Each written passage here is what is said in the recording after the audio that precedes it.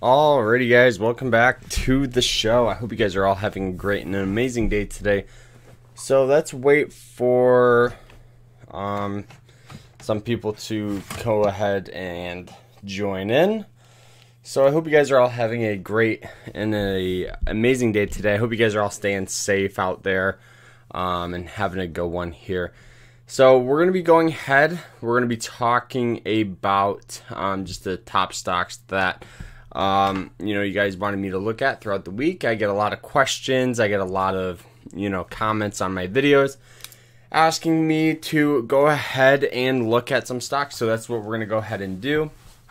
I kind of want to wait for a couple of people to go ahead and join before, we actually start doing this. And don't forget, if you guys want to, if you guys want to go ahead and, ask a question, all you have to do is ask. If you guys want me to go look at a certain stock, go ahead, and just ask them down below. So we did make a video yesterday explaining some of the top banks that I do see value in. And, those were like these ones right up here, Ally, JP Morgan Chase, and then Bank of America. So we did take a couple. We do have some positions open, $10 profit on this. It's not much, but what we're really going to hold it to is for the break of like, $30, because then that's going to give us that nice profit there. But yeah, so that was yesterday's video really. But let's go ahead and start the show. We do have a couple people in. The very first one we're going to go ahead and look at is WFC. A lot of people commented on my videos wanting me to go ahead and look at this one. So this is WFC. So we can already tell it has that upward trend. The very first thing we got to look at is upward trend. This was the 2008 fall. So the stock went all the way down to $8 and then it just rallied up, hitting highs at 66. I must have looked at this one somewhere, Wells Fargo. But the stock just slowly started selling off, hit some nice support here around 25 before we had that bounce. So let's go ahead and zoom in a little bit. So let's look at it at the RSI. So right now it's trading at a 35. So that is still, in my opinion, definitely undervalued. So there's some nice support here at 26, resistance here at 55 and 43. So really, I do think that this stock is a good stock to have. I do think there is some potential here. If we go ahead and look at it, we have this upward trend, even anywhere until the coronavirus, until this fall. And now I do think taking a little bit of your position and putting it towards Wells Fargo, is going to be a great risk versus reward. I do think there's a lot of possibilities for this to push back up here. $28 you get in now. Even if you set your stops below 26, so you're going to risk $2 for it to come back up to 55. That's perfect asymmetrical risk reward. We're going to go ahead and actually throw this one in the banks on watch. WFC, perfect. Another one that you guys wanted me to look at was GM. We talked about it last week, but I just heard that they cut their dividend, and it's honestly surprising that they're up on the day. But I mean, with this whole virus going around, it's kind of crazy, to be honest, how the market has reacted to it. We had this huge fall in 99% of the stocks, and then the stock, everything just slowly has been creeping up, even though we haven't gotten, good news or, good stuff like that. There's not a cure yet. I don't know if the U.S. has peaked for infectious, rates, but, I do think there's definitely a lot of people that are worried, like myself. I do think the market should and will fall a little more, but I could be wrong about that. But this one right here, I do think is a great stock to have. This is like buying it all the way back in 2008 during that nasty time when it went, almost under.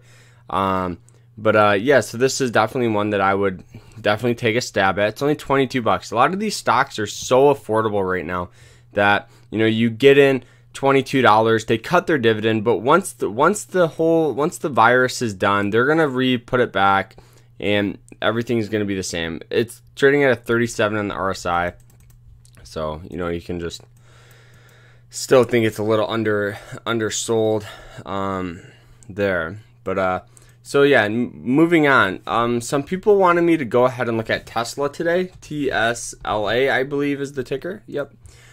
So this one's trading at $773. So this one, guys, is just, this Tesla stock is insane. I always say this every time we do some sort of comprehensive review of it.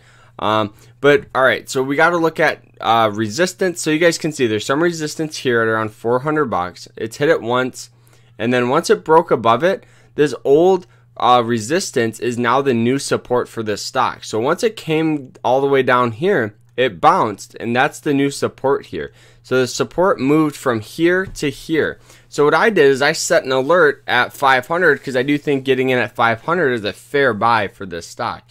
I do own 4 shares of it, and I do think that this easily could push back up to 1,000, just because they're honestly doing really good work.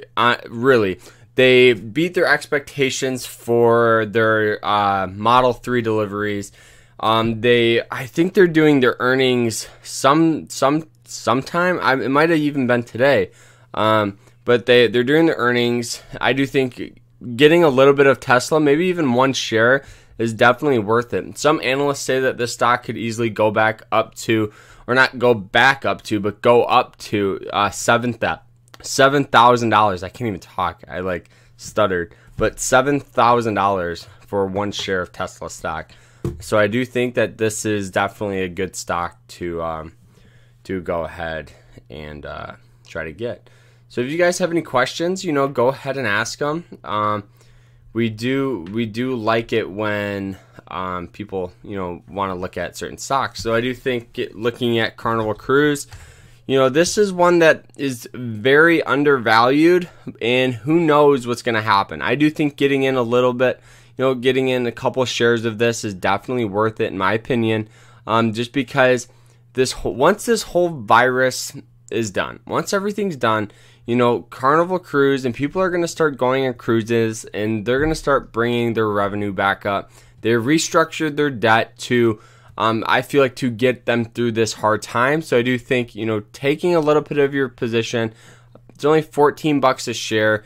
They cut their dividend. Once they re-announced it, guys, this is a money stock. You got to risk money to make money. So getting in at 14, you can even average your position down if it continues to fall. But if it falls below, you know, 8 or 7 bucks, that's when I would just hold it, don't look at it, and just let it ride. So there's multiple support and resistance lines. So there's some support at 8 bucks, some resistance here at 15, some resistance here at 41, 55, 60, 72. So I do think there's multiple support and resistance lines with the stock.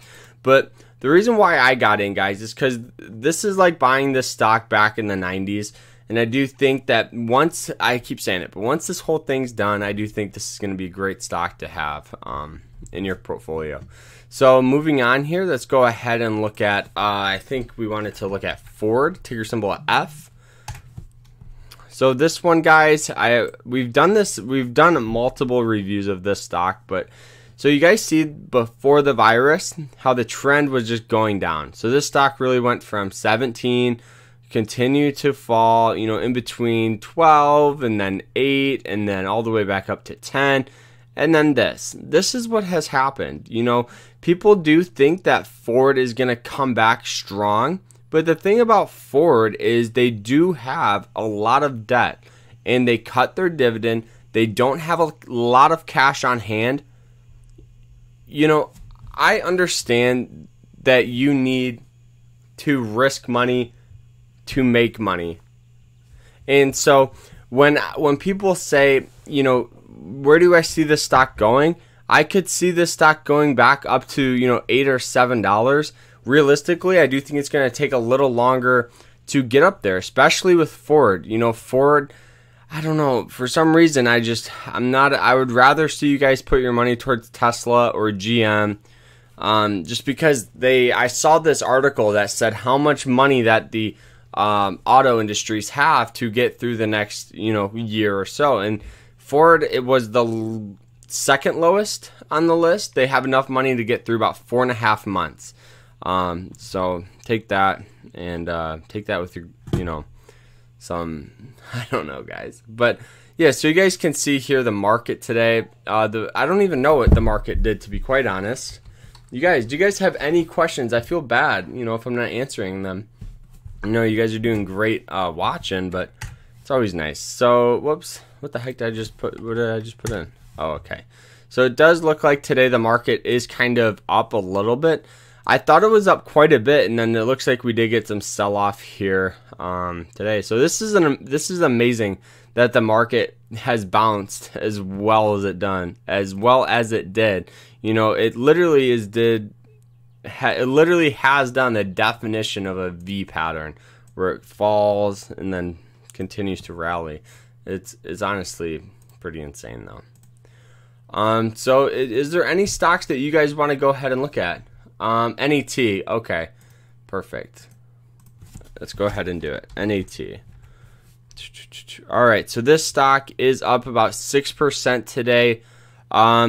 So this stock has hit highs at $60, continued to sell off until just recently. It looks like just recently it's got a ton of momentum. So the very first thing we got to look at when we're looking at a new stock is the trend. All right, and since the trend is still considered going down, it's still on a downward trend even now. I would have to see this stock break above something, maybe even about $16 or $17, and I do feel like once it does that, the move has already happened. The trend's down. Is there like certain news on this stock? Do you know? We can actually go ahead and see.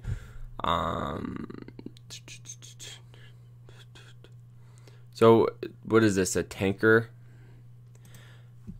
I mean, I don't know. I would stay away from it. That's just my opinion. But I do think there could have been a possible trade once it broke over the 200 moving average line. Getting in, at 520, setting stops below it. That's just a textbook resistant breakout right there. There's definitely money to be made. But it's up 6% today. I do think the move has already happened. Looking at it, the RSI, it does say it's, overbought. So I do think the downside of this stock is pretty large. Just the overall trend's down. I wouldn't mess with it, but you guys can do it. You can do whatever you feel is the right move. I wouldn't touch it. My personal opinion. All right. So let's look at Visa here. Visa is an example of something I would touch. The trend is up. Do you understand? Like, the trend of the overall stock is going up, and the trend is your friend. I always say that the trend is your friend, so you have to just take that and roll with it. And I do think with this whole virus dipping the market down, you're getting in at good buys. And that's like the complete opposite of the one we were looking at, NET, I believe. So this one, the whole market's going down, and now just recently it popped up. So the trend is still down. It's still down. So it would have to break above even $14 or $15, because then this old resistance would turn into the new support for the stock, and then it could easily pop back up to 23, and then it would continue to move its way up. So I do think that this one isn't the best one. Looking at Visa is a prime example. I keep saying it, but the trend is up. So even if the stock dips down, just like it's done, there's money to be made on the once the market recovers. So looking at, you guys want to look at another one? We can look at like some banks, or what are some riskier stocks that we have? Penn Penn's been doing very well. This one I'm up about 50% or more. I bought this one. I only have a couple of shares, 2 shares, guys, and I'm up $12 on this. I mostly got in. I should have bought more. I should have probably spent a couple $100 on this, but once it fell so much so fast that I felt like, okay, I'm gonna get in, average down. And then by the time I did that, I only had 2 shares, and I saw the market recovering, and I didn't, I still could get in and still have the stock come up to 29, because that's what I do think the stock's worth, about 29 to about 25. So there's money to be made with this one, especially that they just bought Barstool Sports, and they valued Barstool Sports at about $420 million. And since the stock's only 15, you're going to be getting the asset of Barstool, you're going to be getting the asset of Penn, and I do think this is a very undervalued stock. This is like buying it all the way back in 2014, before they even had all the companies that they bought out. So this one is a good one to have. Even this one's just one that I'm gonna buy it, let it sit, and I'm not gonna touch it, until it comes back up to 29. Maybe sell out or see what the company's kind of doing. NLY here. NLY is a very risky REIT, but they do pay a nice dividend. And the trend's going down on this one. This is why I consider this one very risky. I got in at kind of before the market. I got in at 8 or around. I thought it was around 9, but around $9. It went up to about 10.30 and sold off. I sold off at around $10 wherever it is, and I bought back into it around. Where did I get in? I know I'm down quite a bit on it. I'm down about 54 on it. Averaged position is around $7.65. So I don't know. This is something that is just like I'm not sure if there is money to be made with this one. This is one that I kind of regret buying. AIG is cheap again, but okay. Let's go ahead and look at it here. All right. So what is it? AIG.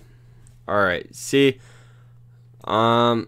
All right, so this one here, guys, I don't even know what this company is, but look at this, guys. Look at this sell-off.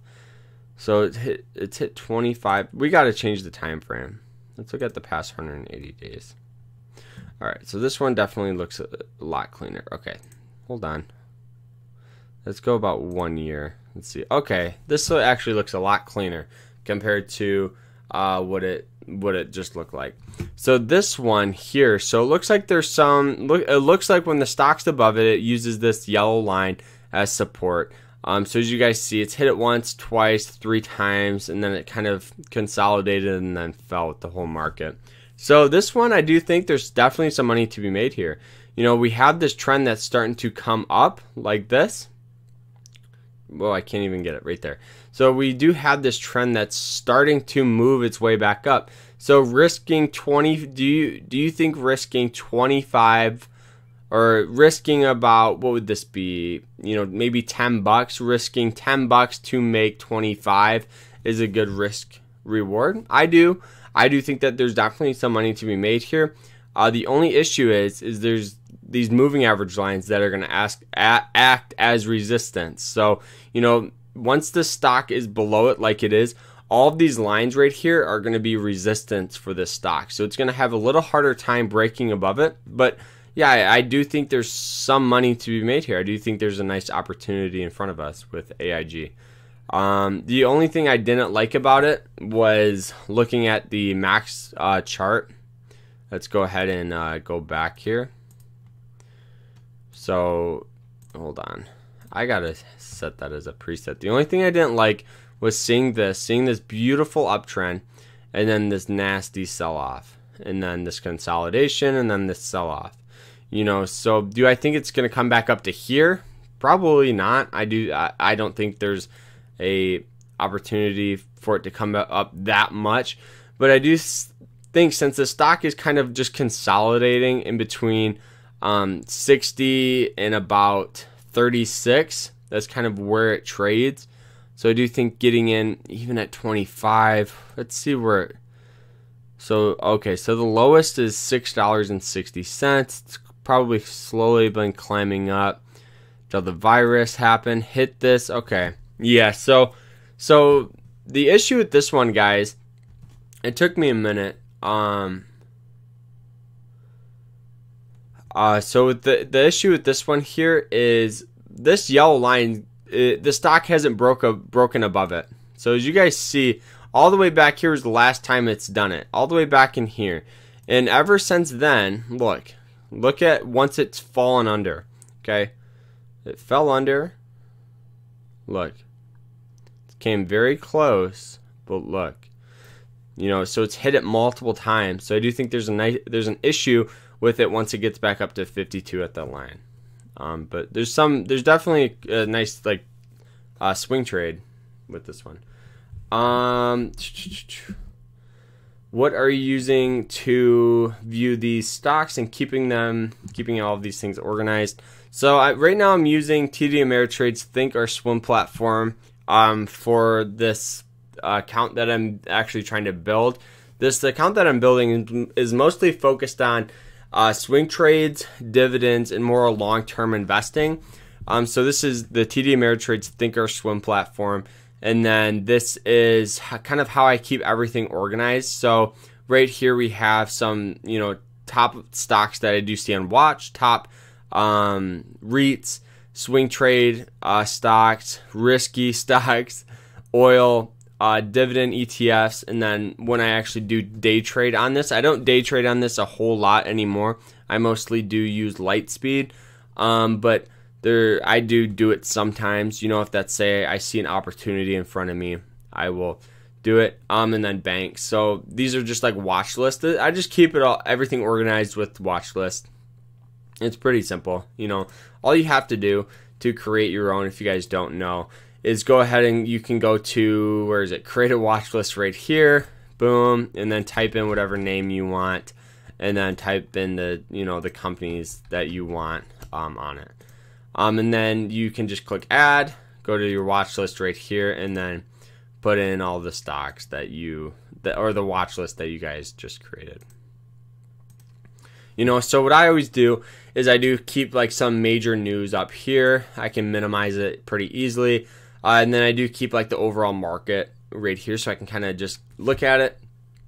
It's a quick glance and realize, okay, the market is on that V pattern, or the market is still, going up.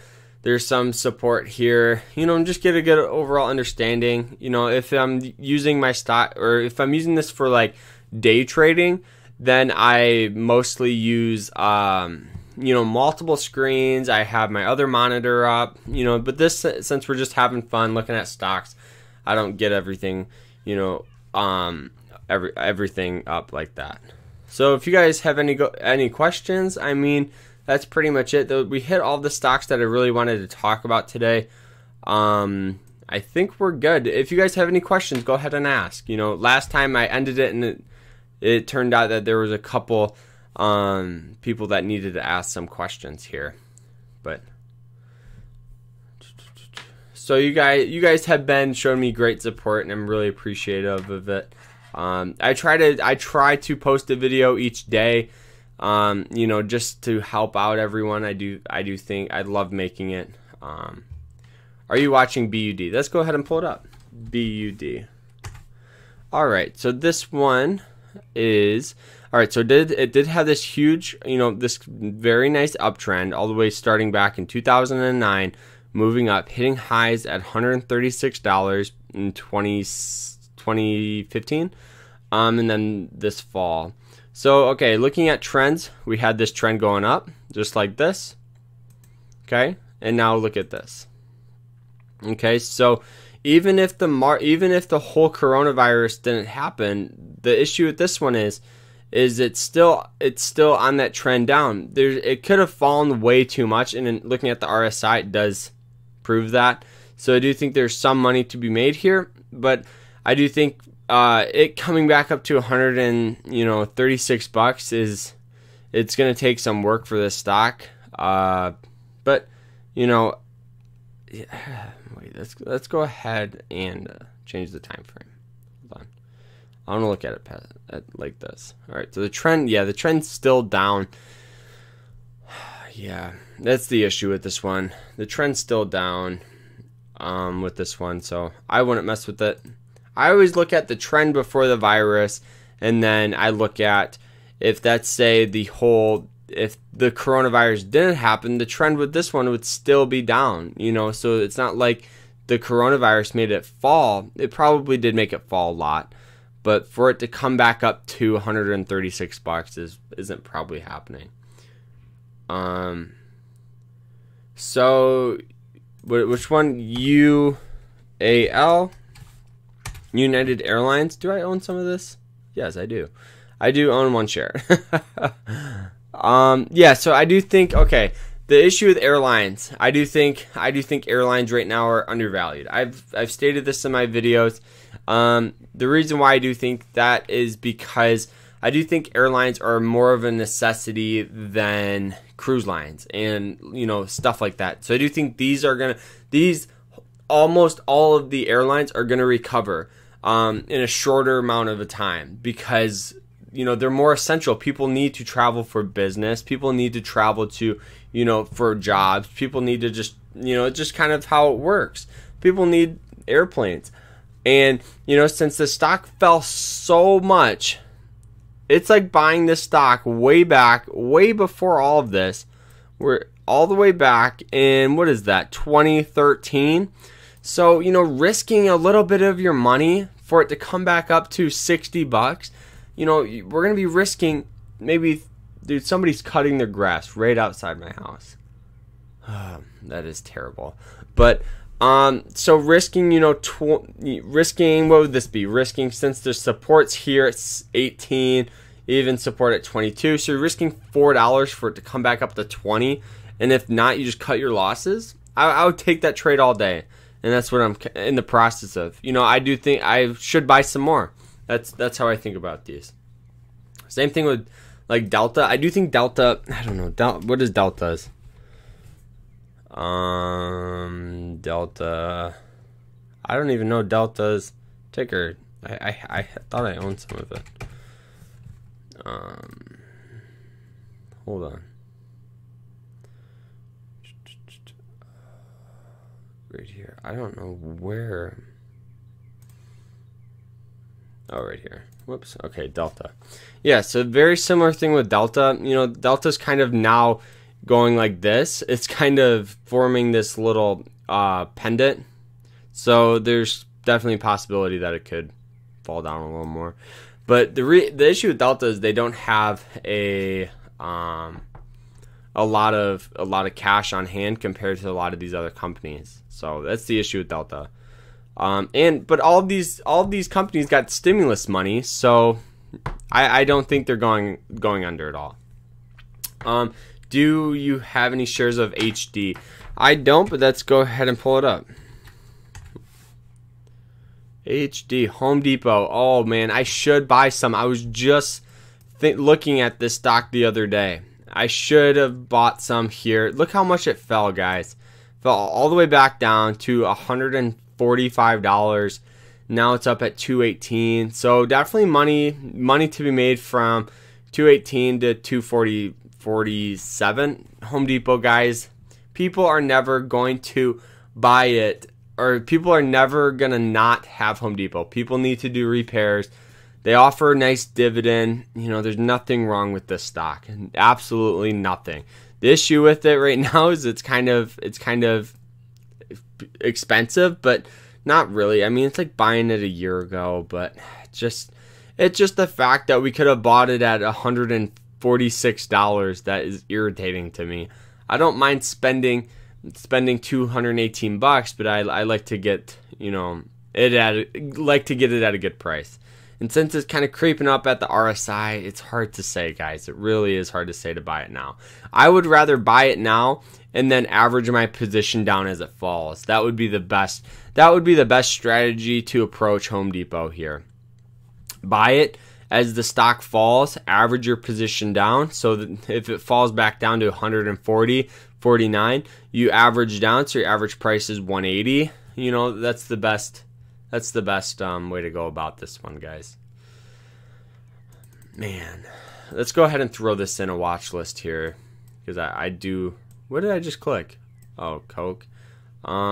We need to. So you guys can see these are like all the swing trades and, you know, some trades that I'm in right now. So you guys can see it. You guys can screenshot it or something if you guys want. Where are we at? We can just throw this in. Top to watch. HD. That was a good call. Thank you for that one. Yeah, if it falls to 180, man, I'll probably drop a couple grand on this one all day. This is a good stock right here. You could buy it just for the dividend, you know. Buy a couple shares, you're getting paid, you know, what is that, $50 to have it, plus the asset of it going up in value. Dude, that's great. Yeah, I mean, yeah.